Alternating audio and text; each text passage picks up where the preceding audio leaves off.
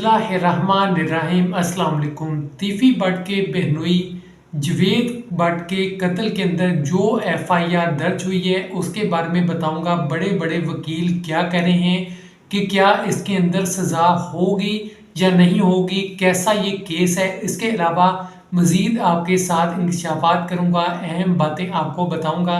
अगर आपको पता हो कि एफआईआर दर्ज करवाई जवेद बट के बेटे हमजा बट ने, जिसके अंदर उन्होंने कहा कि मेरी वालदा ने देखा कि मोटरसाइकिल सवार थे, दो मोटरसाइकिल सवार, एक मोटरसाइकिल पर अमीर फतेह था और दूसरी मोटरसाइकिल पर कैसर बट मौजूद था। अब पुलिस ने जब इन्वेस्टिगेशन की, मरियम नवाज को एक रिपोर्ट पेश की जिसके अंदर बताया कि हमने इन्वेस्टिगेशन की है, लेकिन अफसोस की बात है कैमरे बंद थे। हम मजीद प्राइवेट कैमरों की मदद से इन्वेस्टिगेशन कर रहे हैं, जिसके अंदर हमें मोटरसाइकिलें नजर आई। कितनी मोटरसाइकिलें? 5 मोटरसाइकिलें नजर आई जिनके ऊपर 10 लोग बैठे हुए थे और ये लामा इकबाल टाउन से ही जवेद बट का पीछा कर रहे थे और इन्होंने हेलमेट पहना हुआ था। अब एफआईआर के अंदर बताऊंगा जो जो चीजें दर्ज हैं और ये क्या होने जा रहा है। केस मजबूत है, कमजोर है, वकील इसके बारे में क्या कहते हैं। बड़े बड़े वकीलों से जब बात हुई तो वो क्या कह रहे हैं, तो अब यहाँ पे आपको बता देता हूँ। एफआईआर के अंदर ये दर्ज है कि मोटरसाइकिल पर अमीर फतेह मौजूद था और कैसर बट। अब अगर अमीर फतेह बाहर के मुल्क है, जैसा कि अमीर फतेह का एक वीडियो पैगाम आया जिसके अंदर उन्होंने कहा कि मैं बाहर के मुल्क हूं, तो अगर वो ये साबित कर देते हैं कि वो बाहर के मुल्क हैं तो ये केस कमज़ोर हो जाएगा। और दूसरी तरफ कैसर बट भी अगर कोई अपना सबूत दे देते हैं कि उस वक़्त वो कहाँ पे थे, तो उसके बाद ये केस और कमज़ोर हो जाएगा। लेकिन केस और इन्वेस्टिगेशन चलती रहेगी, ज़मानतें वगैरह अदालतों में पेशियाँ होती रहेंगी, लेकिन ये केस कमज़ोर हो जाएगा। जितने भी मुल्ज़िमान नामजद हैं वो उसके अंदर शामिल ही रहेंगे। बहुत सी खबरें ये भी गर्दिश कर रही हैं कि तीफी बट पाकिस्तान के अंदर आएंगे। तीफी बट के बहनोई जवेद बट का जब से कत्ल हुआ है तो उसके बाद से काफ़ी मामला ख़राब होते जा रहे हैं। पुलिस ने एक इरादा किया है, जितने भी लोग हैं, ये पार्टियां हैं, इनके लोगों को घर के अंदर ही रखा जाए या फिर गिरफ्तार कर लिया जाए ताकि मज़ीद लड़ाई झगड़े ना बढ़े। आपको पता है कि सबसे पहले अमीर बलाच का कत्ल होता है, उसके बाद एहसन शाह मारा जाता है, उसके बाद तीफी बट के बहनोई जवेद बट का कत्ल होता है।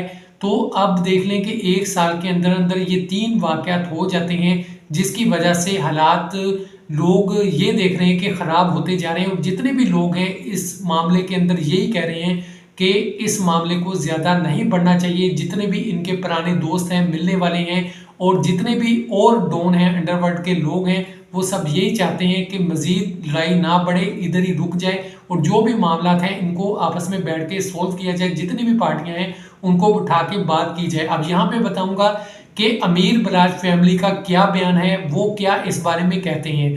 तो अमीर बलाच के दादा बिच्छू पहलवान कहते हैं कि हमारा किसी से कोई लेना देना नहीं, किसी से कोई दुश्मनी नहीं है, हम सुलह करना चाहते हैं, हमारा किसी से कोई लेना देना नहीं है।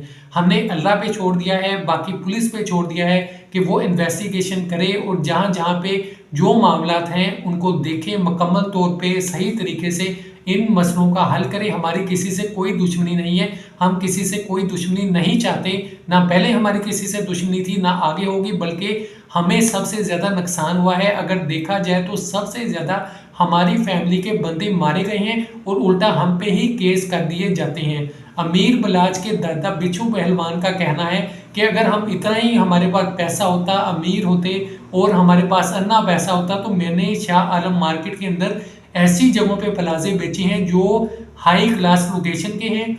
हम इज्जतदार लोग हैं, हम हक हलाल का कारोबार करते हैं।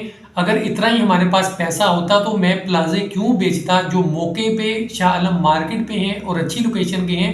ज़रूरत के तहत मुझे बेचने पड़े तो हमारे पास जितना भी पैसा है वो लीगल है और हम किसी भी इलीगल तरीके से पैसा नहीं कमाते। ये कहना था बिच्छू पहलवान का। अब अमीर बलाच फैमिली की तरफ से तो यही बयान है कि हम सुलह चाहते हैं, हमारा किसी चीज़ में कोई अमल दखल नहीं है, हमारी किसी से कोई दुश्मनी नहीं है। और दूसरी तरफ जो है, अब आपको बता दूं, एहसन शाह के बारे में भी उन्होंने यही कहा कि एहसन शाह हमारे बेटों की तरह था।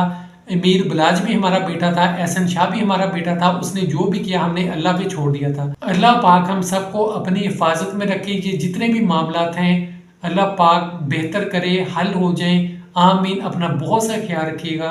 खुदा हाफिज।